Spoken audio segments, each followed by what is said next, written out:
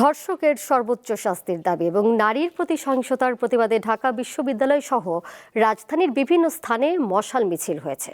এতে অংশ নেন ছাত্রছাত্রীরা।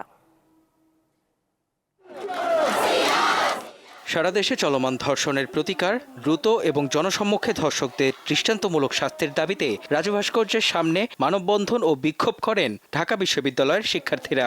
এতে অংশ নেয় অন্যান্য শিক্ষা প্রতিষ্ঠানের শিক্ষার্থীরাও। এ সময় দর্শন বিভাগের শিক্ষার্থীরা বিচার না হওয়া পর্যন্ত সকল প্রকার ক্লাস ও পরীক্ষা বর্জনের ঘোষণা দেন। বিক্ষোভ কর্মসূচির পর মশাল মিছিল বের করে শিক্ষার্থীরা। মিছিলটি ভিসি চত্বর, নীলক্ষেত, কাটাবন ও শাহবাগ হয়ে রাজু ভাস্কর্যে গিয়ে শেষ হয়। আমাদের কর্মসূচি আজকে মশাল মিছিল এবং বিচার না হওয়া পর্যন্ত আমাদের কর্মসূচি কঠোরতর হবে। ডক্টর ইউনূস স্যারকে বলবো, আপনি দেশের সংস্কার পরে করেন, আগে আমাদের মতো নারীদেরকে আগে আপনি দেশের নিরাপত্তা দেন। তো আইন কর্তৃপক্ষ বিচার করতে পারছে না বা তাদের দ্বারা হচ্ছে না, তাহলে তারা ধর্ষককে ধরে জনসম্মুখে দিয়ে দেখ।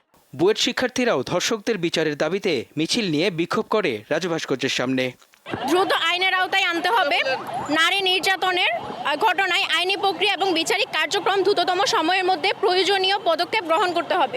সময়ের মধ্যে ধর্ষকদের রাজধানীর 7টি সরকারি কলেজের শিক্ষার্থীরাও মশাল মিছিল বের করে। মিছিলটি নীলক্ষেত আজিমপুর হয়ে ঢাকা কলেজে গিয়ে শেষ হয়। এছাড়াও চিকিৎসারত আহত যোদ্ধারা আগারগাঁও নিটোরের সামনে ও মিরপুর সনি স্কয়ারের সামনে বিক্ষোভ মিছিল করে ছাত্র জনতা। মেহেদী হাসান, দীপ্ত সংবাদ, ঢাকা।